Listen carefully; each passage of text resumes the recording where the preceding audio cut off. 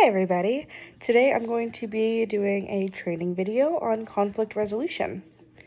So before conflict resolution can really start, there needs to be a clear understanding of what the issue is, which means it has to start with conversation where each party, whether it be 2 people, 4, and larger groups, there has to be a clear understanding of what each side thinks the issue is.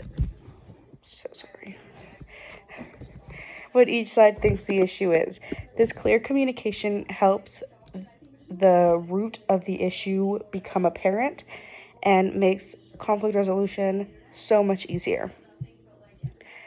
After clear communication has been done and the problem is clearly stated and clearly understood by everybody in the group, the next step is to find a solution. Now, this may not be able to be done effectively with everybody who is in the conflict, so a mediator may be needed, but just trying to remove yourself from the situation, remove your feelings from it, and look at the situation without any emotion and only looking at it as how it can be fixed can help create more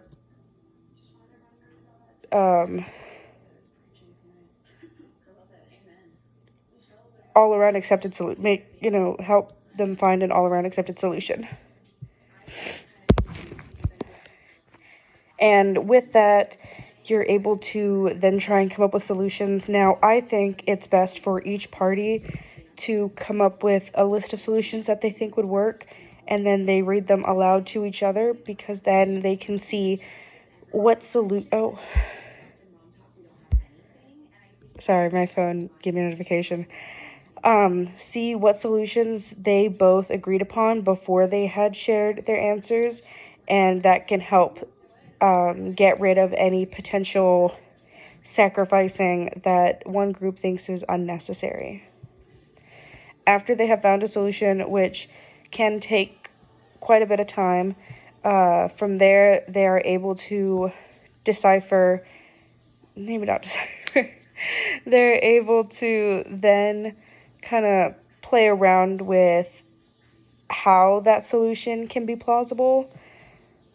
For example, if somebody feels as if they are left out in a conversation, say this is in a group or a work setting, and one coworker feels as if they're feeling left out, they can try and come up with a solution where maybe they all have lunch together, maybe maybe they all have lunch together, maybe they write things down, on a whiteboard publicly where everybody can see, so that nobody then feels left out.